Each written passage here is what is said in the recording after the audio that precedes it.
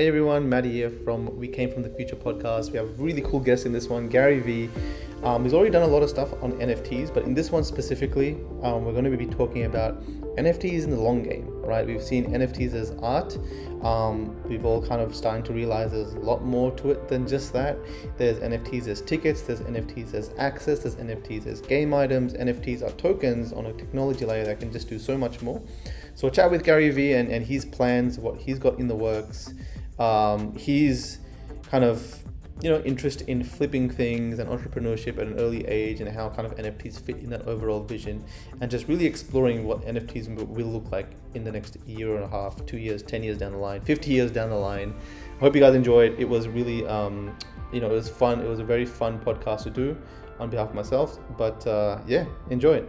Hey everyone, Maddie here, and welcome to We Came From The Future podcast. I have a guest, very special one. This is the podcast where we do interviews and discussions with people that are serious in the NFT industry, obviously making moves, artists, founders, investors, everyone, just to get some information out there. So Gary V, how are you, man? Thanks for coming. I'm well, Maddie. Thank you so much for having me on the show. Awesome. So the NFT industry is blowing up. Everything is going crazy. I want to get into it, but before that, I always like to start with the story, the culture. Like, where did you come from? A lot of people know your story, but where did you come from? How did it start? How did you get here? Yeah, not to belabor a story I'd like to tell a lot. So, Soviet immigrant, came to the US, Queens, Dover, Edison, New Jersey, very East Coast kid, grew up very entrepreneurial, very pop culture, collectible, work ethic kid, lemonade stands, shoveling snow, washing cars, but then very into comic books, toys, Star Wars, wrestling, G.I. Joe, Transformers, Thundercats, GoBots, Smurfs, Snorks, Get Along Gang, Max Headroom, Alf, Punky Brewster, and then really made a living as a teenager selling sports cards, and then also being a arbitrage kid, right? Buy something at a closeout for $1, go to a flea market, sell it for $4. Got dragged into my dad's liquor store, took a lot of those skills and became very passionate and knowledgeable about the wine business. Had an incredible 15-year career in the wine business, building one of the big e-commerce wine retail stores in America. Launched WineLibrary.com in 1997, and really built a big business for my dad. And really am proud of that. And then kind of in my early to mid 30s, decided to get into Web 2.0 very heavily. So, I launched, for me, NFTs is really 3.0. 1.0 was 95, 96. When I'm like, oh, this internet thing's gonna be big. MySpace, Friendster, YouTube, then Twitter, Facebook became 2.0 for me, where I became Gary V, the wine guy, not just a kid that built a big business in the wine business through e-commerce. And then that's how I feel about NFTs. It's a 3.0 for me. I feel like this is, a new era for me. It's funny. I never thought of myself as a speaker, an author, a personality. I was 30. I was past my 30th birthday, Maddie, when I made my first piece of internet content. So the whole Gary, what was it? It was episode 1 of Wine Library TV. Nice. What's interesting about this, as I'm doodling away here in the midst of my project, obviously there's investor Gary, and I'll invest in platforms and in art, but creator Gary, these doodles I'm making, this is much more natural to me than personality Gary. I've been a doodler and a drawer and a kind of like a character creator my whole life. Obviously I did it a ton as a kid. As I became a liquor store owner, there was less opportunity for it. But something I don't talk a lot about is when I was 14 to 18, one of the biggest reasons my dad valued me was because I made all the signs for the store on paper and Sharpie, and would literally make the signs like Kendall Jackson Chardonnay, $8.99, cross out, $6.99. But I was creative. It wasn't just the words. I would draw a little wine glass. I would draw a turkey for Thanksgiving by the Beaujolais. And I would use, ironically, Sharpies, which is why I think I'm good at it right now, because I made tens of thousands of signs for my dad's liquor store And that's, it's fun because Web 2.0 brought out something in me that I didn't know. NFTs is bringing out something in me that I know better about myself, but the world knows very little unless you're a hardcore Gary V nut and watched every daily V and weekly V and see it in little moments where I draw in the dew of a window or if I'm in meetings. So that's my story. Cool, man. That's very rich. I didn't know the doodling culture was just so rich, the history of it.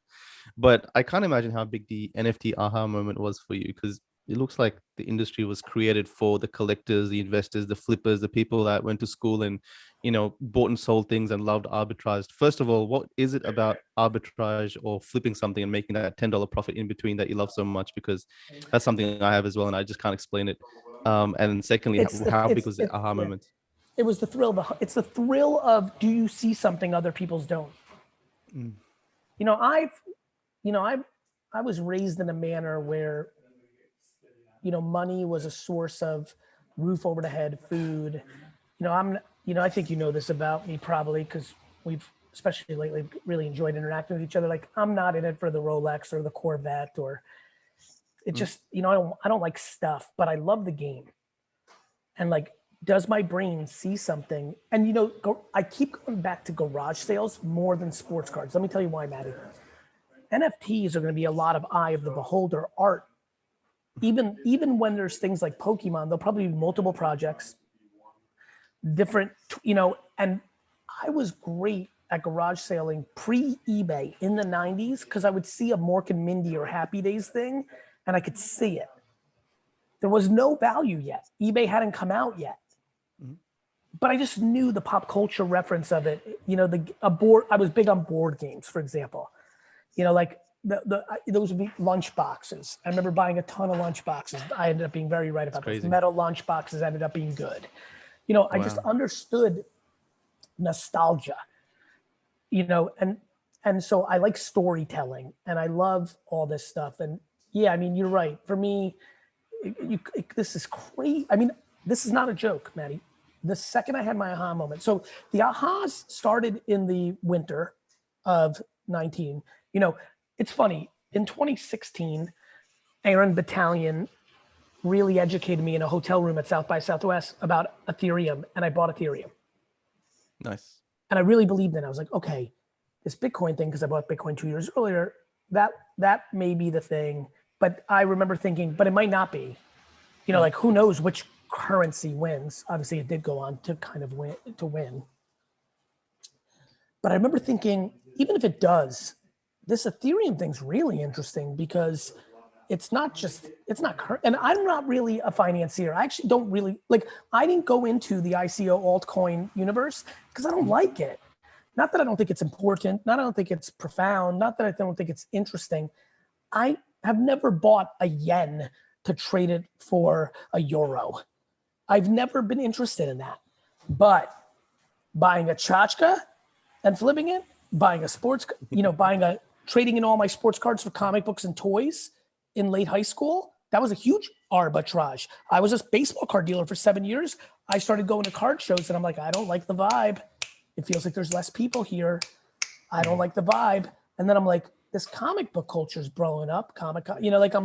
So I traded in all my sports cards for comics and toys. And I ended up being right, by the way. Cards collapsed a year later and comics and toys went up. And so, I'm good at that game. I feel it. I feel the masses. And so it always has been in the back of my mind. I've been aware-ish. The fall and winter, I started smelling some stuff. I spoke to Roham in July about NBA Top Shot. I was like, that's interesting, and so I was just like, there's something brewing. And then I had the luxury of December and January, last week of December, first week of January, to be off because I was still navigating VaynerX through the troubles of COVID. I think a lot of people don't realize that I'm the active CEO of a 1,500 person global marketing organization. And I mean active.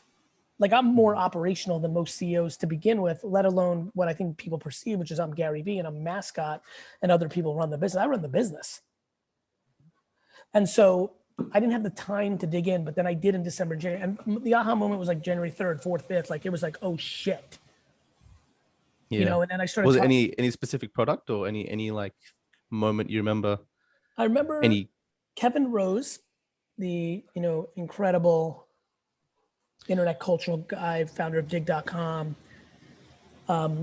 hit me up and I must either said something or he saw something or he just realized, I don't remember. I'll go look back at my IMs. But he's like, what do you think about this CryptoPunks thing? And I was like, I'm not sure about that. Like, I didn't really know about it. And that was, I think, in December. And I just started reading everything. And 5 hours later, I'm like, fuck, this is like the OG Ethereum project. Oh, what? CR this and 721 and 20. I'm like, this is fucking rad. Digging. And then a month later, when I was like, oh shit, this is 100. This is gonna happen. I started thinking, and then I started spending a few more minutes on it. I was like, okay, here's my gut feeling. This is gonna happen like the internet happened in 95. But oh shit, Top Shot's doing well. These punks are gonna pop off. Everybody's gonna start an NFT project in the summer. I remember saying that. It's been the spring instead. And there's probably gonna be a huge bubble like ICOs and like internet stocks in 2000. So, but I wanna play because I don't wanna just sit and think for 3 years. So let me buy punks because I feel like this is something that makes me understand. Like and you know this, one of our first interactions, on social on a DM or something was that when I was like, I know you've been around this stuff, but I'm telling like it was like fun, right? And like I think, let me take this moment before I forget because I get into a flow. I think you're just a very good voice for this space. I see your tweets coming through, and I think I think probably the way we've connected, probably intuitively quickly with each other is I think we see a lot of things similarly. Is my intuition based at least on when you're tweeting? Like I think that the space is going to be all time, but that many of the current projects this exact second are incredibly vulnerable to being terrible investments. Call it Beanie Babies, call it pets.com, whatever you want to call it. That doesn't take away from the macro NFT moment. Definitely. But it definitely is concerning. But I am, for example, the project I'm building, the way I'm thinking about the smart contracts, the access, the community, the things I'm doing, I'm thinking about this as a 45-year project. So even if that was my question next. There's all these NFT projects. You said, they may kind of pop off. They may go to nothing, they may turn to dust. So what's the longevity plan? What's the X factor that keeps them relevant? What do you think I think they're not doing right?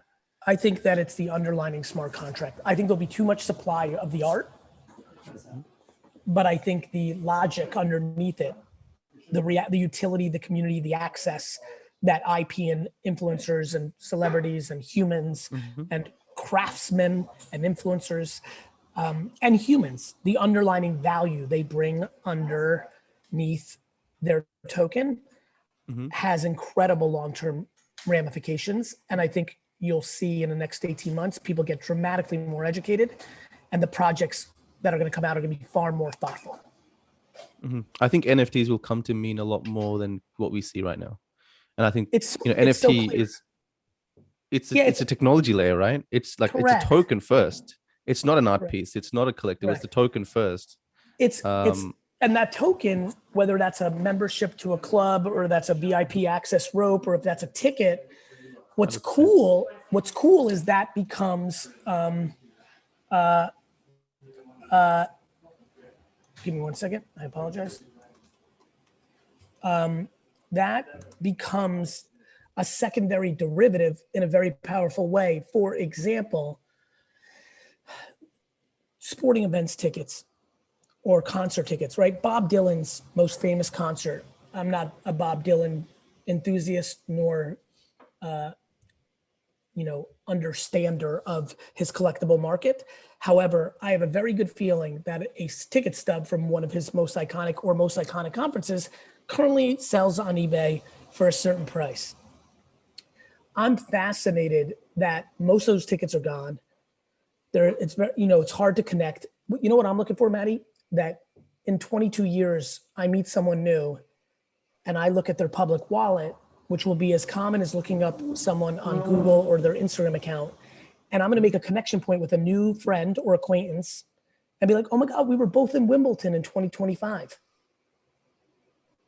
Yeah. I don't think people understand the social currency, the human psychology. This is going to digitalize things that people have been doing forever. I love when people are like, this is so stupid. I'm like, you know what else is stupid? People that buy 900 little elephants from all around the world and have it displayed in their fucking living room. Why is that? People collect back scratches. Matchboxes. Like, you know what else is fucking stupid? That you bought keychains from every country you ever went to. That's fucking stupid. No, it's not. That's why hundreds of thousands of fucking people do it. Mm-hmm. Or magnets. Here's the difference. That's right. Or magnets. But here's the difference. If there's only 913 rare magnet from New Zealand's great rugby, right now, the 913 people that own that have no connection to each other. This is going to create community under collectability in a way we've never seen. Why does everybody go to Comic-Con and love each other immediately? Why do I feel warm if I go to a Star Trek convention? Because these are people that enjoy the same thing that I do. Well, that feeling is now going to be on scale authentically, non-touchable, no fraud, in ledger form, and all the technologies that are going to be built on top of it to display that, to create closed communities around it, hasn't even started. Do you understand that I'm sitting here with obsession of thinking everything I'm going to do for the next 50 years to make sure that everybody who buys any of my tokens when I drop it not only makes a fortune as an investment, but has a lifetime of memories? Mm-hmm. I think that's the key, right? It's the longevity plan. It's the creators that are seeing these NFTs as not just an art piece, but a thing to continuously add value to. And I think a couple of really good examples stand out is when Justin Blau dropped his art pieces, and then you could use that NFT as a token to enter his club in Decentraland. And it was like this club with unreleased music. And, this was a special thing. When he said that, I was like, oh crap, I want one now, right? And also Mark Cuban dropping NFTs and saying, hey, I'll do a 30-second shout out. Powerful. You get Mark Cuban to talk about what you want by buying this NFT. They were selling for tens of thousands of dollars, and he can continuously add value to those NFTs. That's the key for 10, 20, 30, 50 years. That's the biggest key. The NFT has unlimited utility. And I Correct. think and no one gets that. And the people Not many. And organizations that try to bring more value to the audience than the short-term economics for themselves. Maddie, I have no clue what my launch is going to do. I really don't. I don't have a fucking clue. I'm going to Dutch auction. I'm even scared for manipulation. So I'm Dutch auctioning, right? I really have no clue. I'm going to do some buy it nows for my original fans. I don't know what's going to happen, but let me make you a promise on one of the more important podcasts in this community, in my opinion.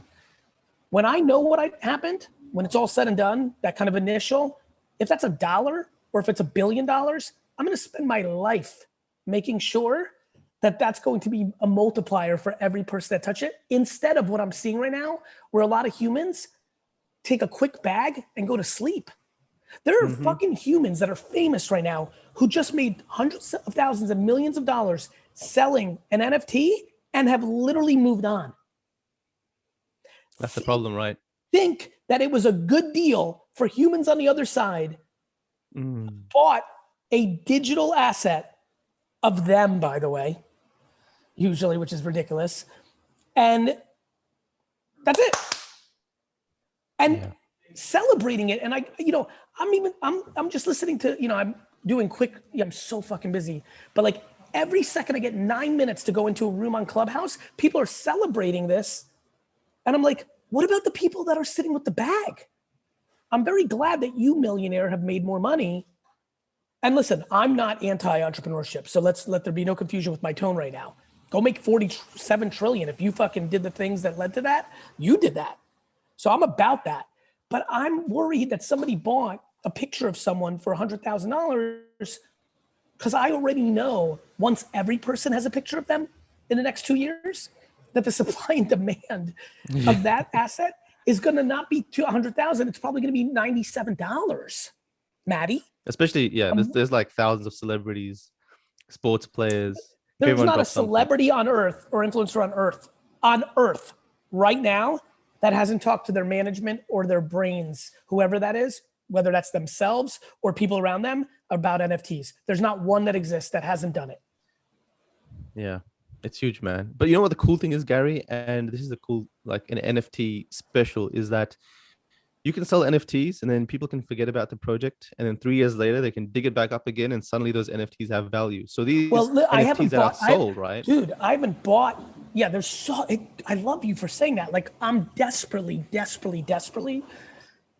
trying to get my ass together and spend 4 hours on Mooncats, right? Like, I haven't bought any. I think somebody I always love saying everything because I'm scared that people are like, you know, I believe, somebody gifted me one. My brother AJ gave him one of my wallets to send one. So that means I own one. I've never bought one, but that was cool as shit. I've been busy the last month, so I didn't really it seems, maybe you can correct me here, because again, you know, just too much information, too much going on in my life, but it seems like it was this lost project, quote unquote. And it seems like it's very early, 2007, 17, 18. It sounds like 18 if I remember. And it's cool. I'm excited about it. I'm definitely hoping that I get my shit together and I'm able to go buy some. Interesting, man. Yeah, it's crazy because I definitely like the 17, 18 projects. I definitely like them. I don't know how many there are. I'm wondering if there's any other lost ones. I think, so this is an interesting thing. I wanted to make some sort of a timeline, and someone made one actually of like the projects and their launches on blockchain, like when they actually hit blockchain, because then we can have a timeline as to when all of these came online. I'd love to look at it. I think there is a website. I'll send it to you after. Yeah, I will. Please, I really want to see that. So anyway, I like that. I like those projects. And to your point, I'll give you an example. If I, Gary Vaynerchuk, was in 2007, saw NFTs the exact same way, I would have launched this project. The difference is I would have had 4,000 people in the wine world give a shit. Right? But then as my next 14 years kind of progressed, you know, like when I started Daily V and had it kind of 5 years ago, I would call it another pop. Somebody would have been like, oh shit, I'm going back and buying those. Those are only 0.3 ETH. And then as my career progressed, and I think to your point, like one of my favorite, this is why I tell people to buy shit they like. It's like music. See art, think collectible too, that's fine. And money, like that's fine. I'm never gonna poo-poo that. I hate when people are like, this should just be art. I'm like, well, that's not fair. You get to tell people that they're not allowed, that's not fair. But I'm so excited about somebody finding a project they like, 0.01 ETH, or wax or flow, you know, I'm agnostic. It's all gonna end up in one place. And can you imagine, you're like, oh, these are just fresh fucking logos. You buy it for that. And then 9 years later, that person becomes Virgil Abloh or Banksy and it pops. There's gonna be some fucking cool shit. Yeah. Which is why I think a very good strategy for anybody who's listening is buy shit that speaks to you, because if it speaks to you, it may speak to others. And eventually this is gonna be everywhere. And it's not just gonna be certain voices, whales, or people with audiences that are gonna, it's like the masses will take over which projects matter. Mm-hmm. And I think right now is the most riskiest, because right now people are listening to those influencers. They're listening to people with an audience, whether we want them to listen or not. And that's why it's so risky. And I like how you clarified that you were given a mooncat, not bought one. Because that's important. I don't know if you've watched how I've moved the last 2 months. I'm petrified to say anything because I don't know. You know, I've talked about punks, right? I've talked about loving Top Shot overall, very concerned about because that's the world I really know, individual sports cards. So I know. I just mentioned for the first time Mooncats. I've said it here. On a Saturday night a couple of weeks ago, really liked the visualization of Chubbies. And I'm curious about a lot of these new projects that take on the punks concept. So about 10 of them I've seen already, I think. What's up, brother? I think I've seen about 10 of them already. Oh, there's even more, it feels like, right? Yeah. I don't mean the alteration of punks. I mean things that are like, we're going to make a limited amount with attribute combinations inspired by, you know, I go into Discords of these projects and I read, and if I like the vibe, like really like it, I'll jump in. And that's what happened with Chubby's. I really liked it.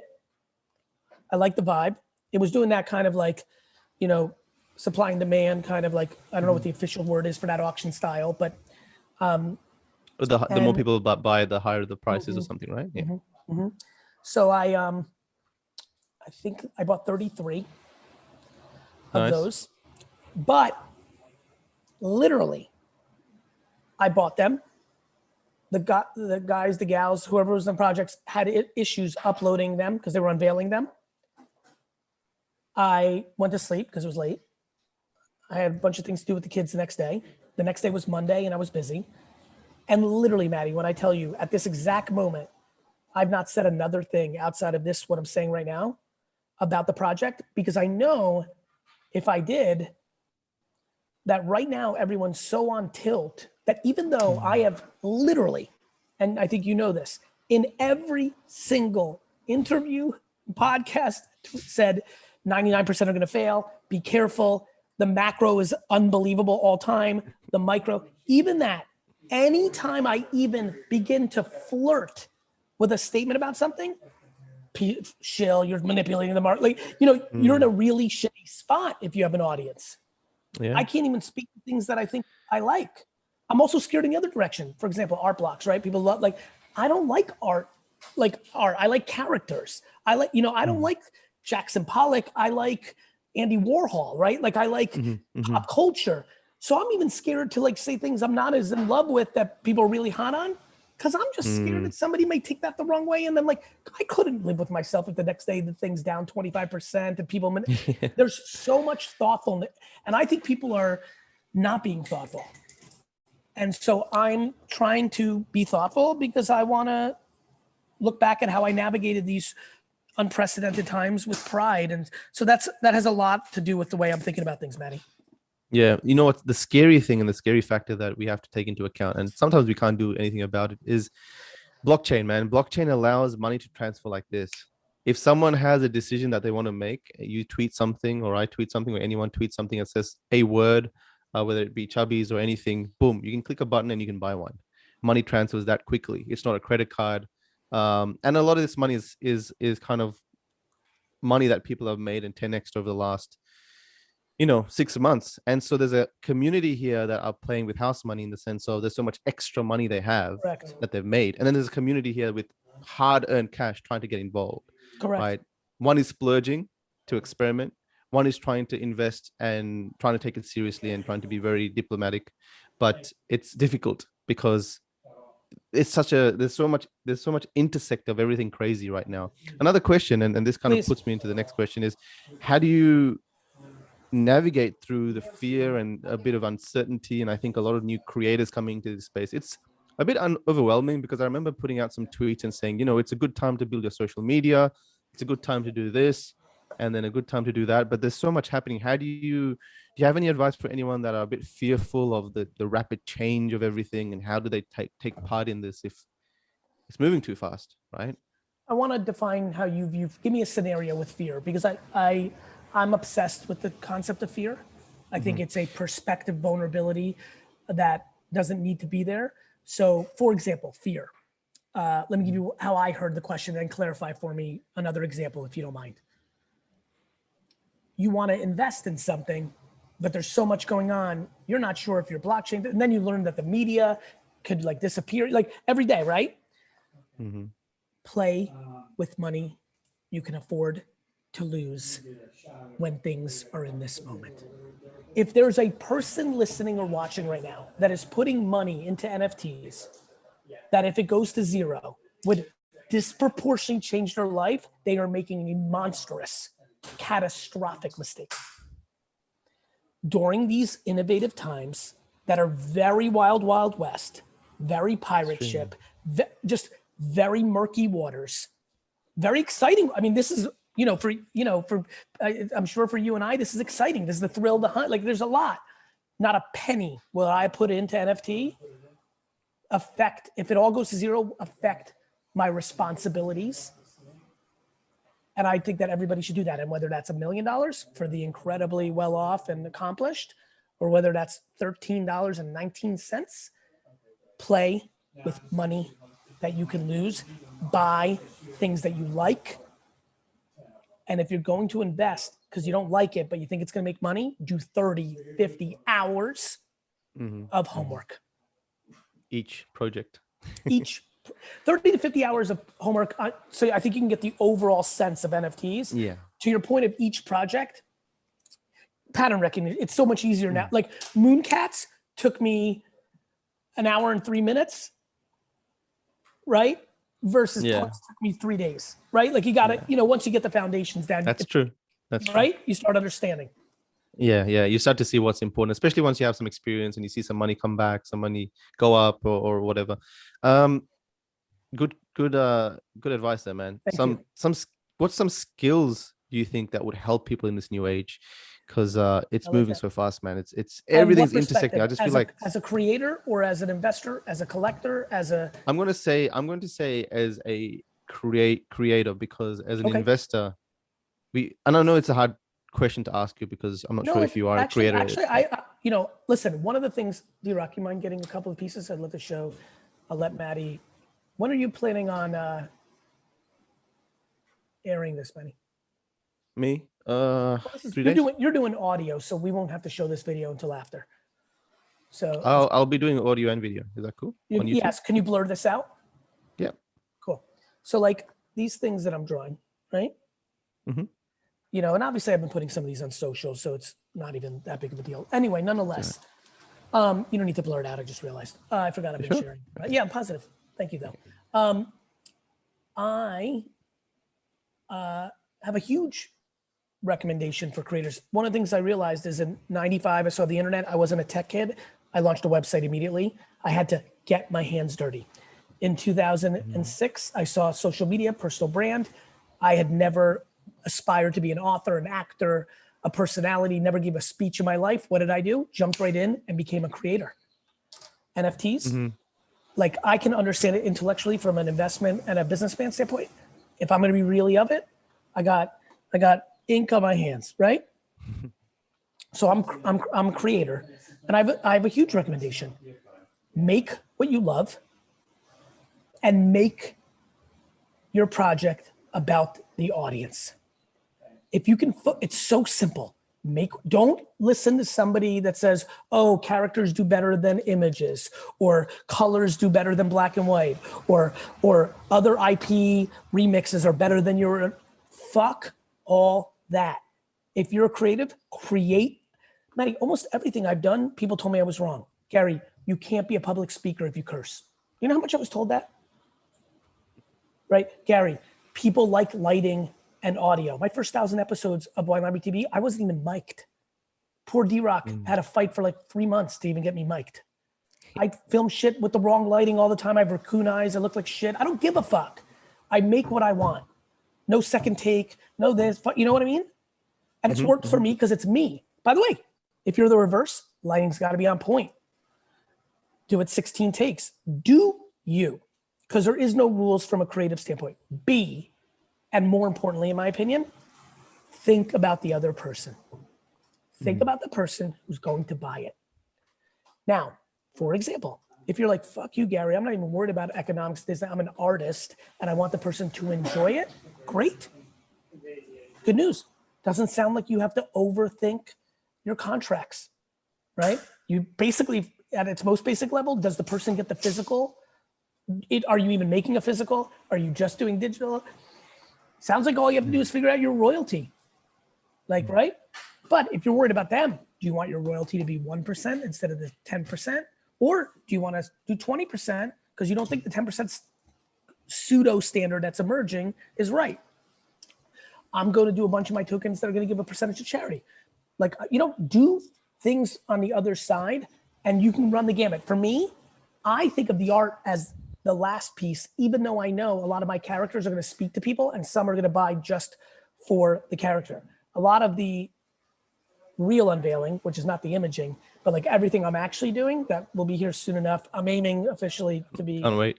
I'm aiming for May 5th. I may not hit it. A lot of tech, building a lot of stuff. But I'm incredibly excited about everything I'm doing on that front. And I'm spending pretty much all my time on the contract part. So just do you and do them, right? Yeah. I think it's that last sentence is really important, because it's like, how do you think, in my view, and what really kind of helped me a lot as being an entrepreneur was to think, how much more value can I give than take, right? Like, how can this value share be more beneficial for the person on the other side than it is for me? And as soon as I did that, and I started to just continue to give more value than I got, I was like, oh wow, it just makes so much sense. I understand how business continues, or longevity is continuing. And that's why like projects like yours, or projects that continue to compound utility to NFTs, make so much sense, because they click, right? It's an ability for us to continue to do that. So for artists, like you said, can I give a physical with this? How can someone benefit with my art? What can I do to help them? Obviously not doing it to a point of stress, but just keeping it in mind. This. I see it. This is my life. My life is 5149. I'm not 100-0. I'm not out here trying to be a Buddha. I'm a businessman. I love it. I love the game. It's who I am. I'm an entrepreneur, and I'm proud of it. But I think I can give 51% of the value to the other person, because I know what to do with my 49. That's a good way to put it. And I really like it. And I think that, when I die, that last day, if I know it's happening, I'm going to feel really good, because I think I really have figured out something. And I'm a young man now, and I hope to continue this conversation for 50 years, that there's good ways to do things. That selfish, selfless works. Mm-hmm. And to me, if you can be 51% selfless and 49% selfish, there's something real powerful there. And you clearly clicked for you somewhere along the way. And for me too. And it has been the message out of my mouth. And it's why business is beautiful to me. There's bad versions of everything. There's shit teachers, there's shit cops, there's shit politicians, there's shit mothers. And so that means there's shit businessmen and women. But if you really look, there's such a truth to the marketplace, to the brand, that the brands that win are giving 51 to 49. True. That is true, man. That is true. A couple of last questions. What would your advice be I know this is hard, but what would your advice be for someone with $1,000 compared to someone with $1 million in terms of investing? For me, if you're $1,000, you're definitely thinking about the lower gas fee projects, right? Because it's kind of like devastating to pay the gas fee on an Ethereum project. So Wax, Flow, some other, right? That's one thing to keep in mind. $1 million, I think you go to where we talked about 17, 18 projects, and listen, I want to be one of those guys.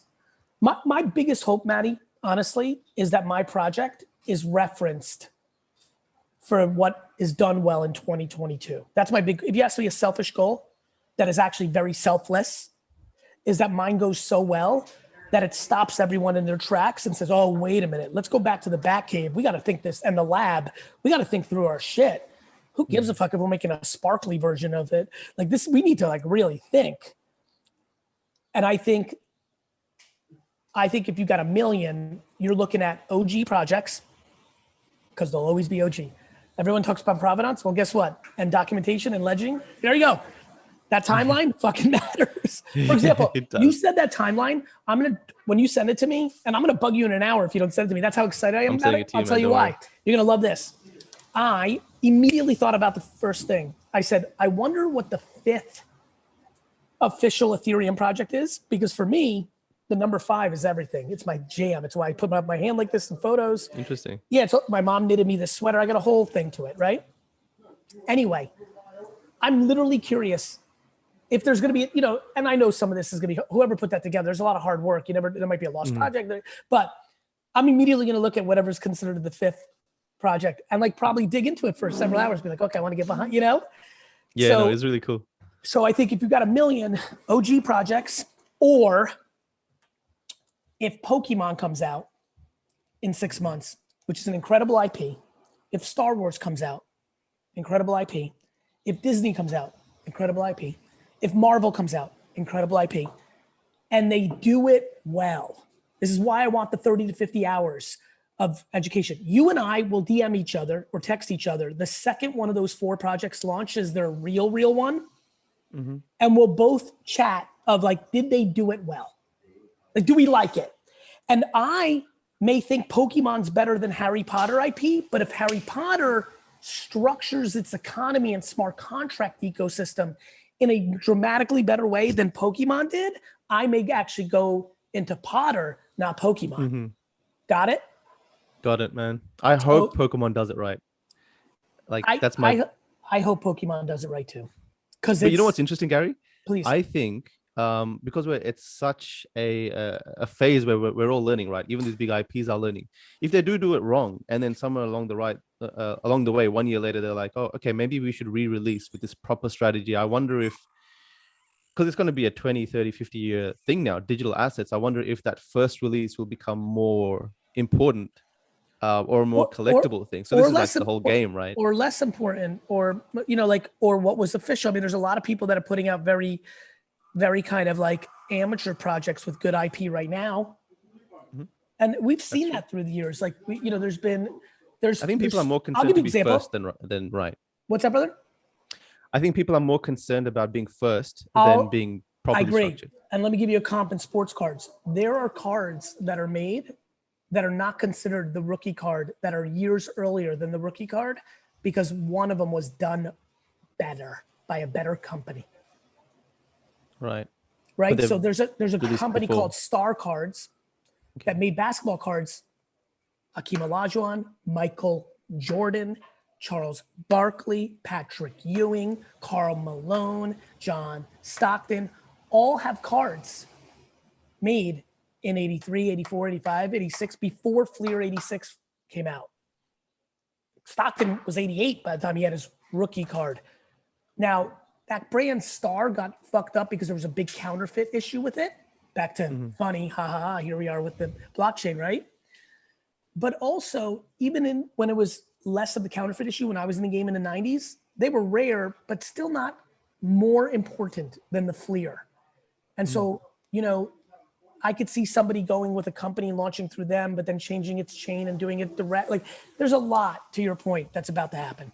And I'm excited about it. And I'm excited about it because I've got 30 years of experience, 40 years actually, Jesus. No, 30 years, 30 plus years of experience around understanding collectibles, how people work, and I'm excited about that. Awesome, man. Last question.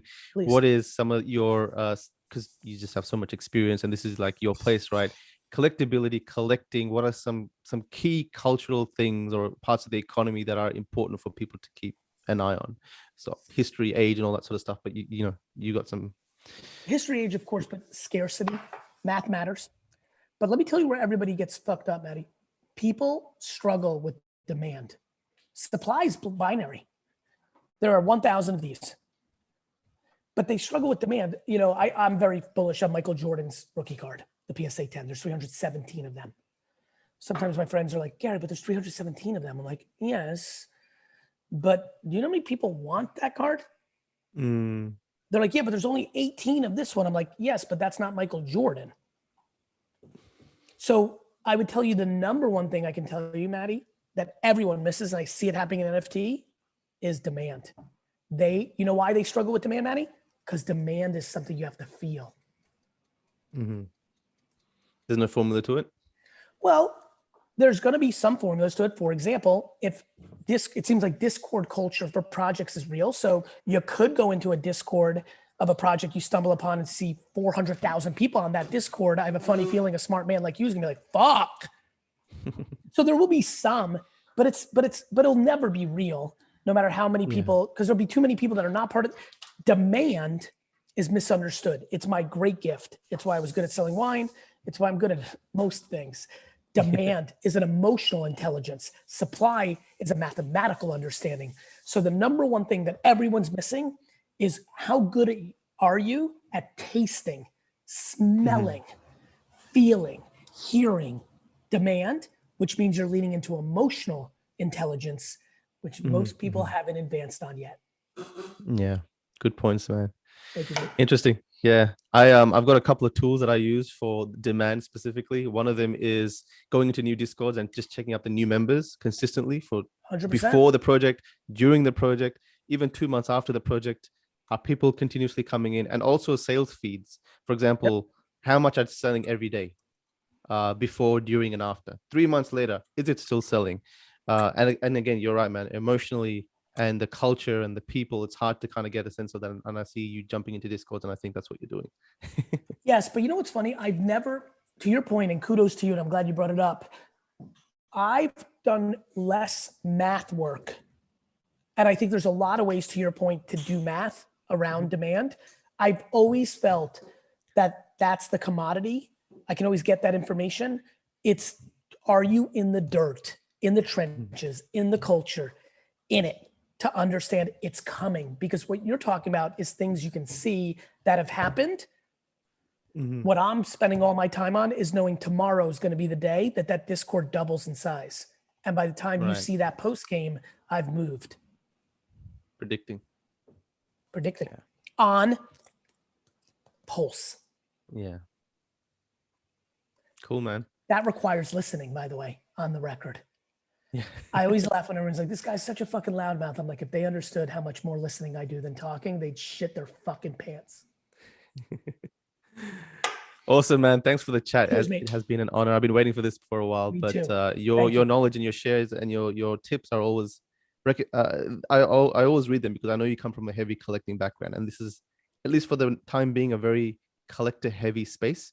So again, Gary, but Maddie, I'm gonna say something else. I will believe my history of success in NFT will be more that I was a great community builder for 15 years around Gary V than that I am a great collector.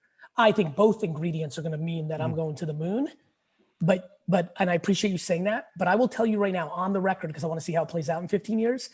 It was my knowledge of how communities are built, because I am one of the humans on earth that lived the last 15 years in influencer land, who I would argue has done it as well as anybody, mainly because I don't have a lot of the things that work for other people. I don't have shocking beauty. I don't have a television or movie platform to get awareness. Everything I've built has been brick by brick by brick from the dirt of very niche things, starting with little wine community to business, and piece by piece by piece by piece. Entrepreneurship was in years. Yeah. And look where I am in my career, right? Like, I understand there's people that don't love me because of my aggressive communication. That's fine, but I've done it. And I think my understanding of what it takes to build a community and an economy of currency around humanity and people and human dynamics and the companies I've invested in, like, there's a lot of ingredients that I understand that I think lends itself to this space, which is why I'm so deep, including my favorite part about me that I wish more people did, which is I'm willing to get my hands dirty and get in. That's the tough part, right? Because people don't want to do that. They want to just hear some news, read a blog post, and then make a decision. Invest, but I think yeah, that's right. Yeah. And to me, it's also the other thing I'm proud of, and I did it in Web 2.0, and I did it in the wine business. I'm doing it right this second in the meta. I also like to pay homage to the people that laid down the foundation. When I used to pay homage and like be respectful and visit people, I wasn't bringing them much as a kid. Today, you're gonna get a lot more listens on your podcast. I'm gonna share this. So now I'm in this incredible place. I used to always fear getting older because I was a whiz kid. It was my identity. And I didn't realize how great this is. Now I carry a big stick.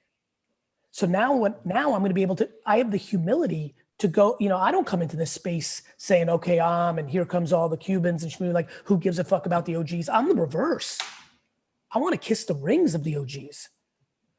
And now that I have the platform to be able to do things that give them more exposure, fuck me. I can't wait to be 90 now. Awesome. Thank you, Gary. Thanks for coming, man. Thanks for doing this. Of course. Everyone, Gary V. Hope you guys enjoyed it, but I will upload this soon. Again, thanks for coming, Gary, and sharing your wisdom. Cheers. Cheers, brother. Take care. Take care, brother. We'll talk soon.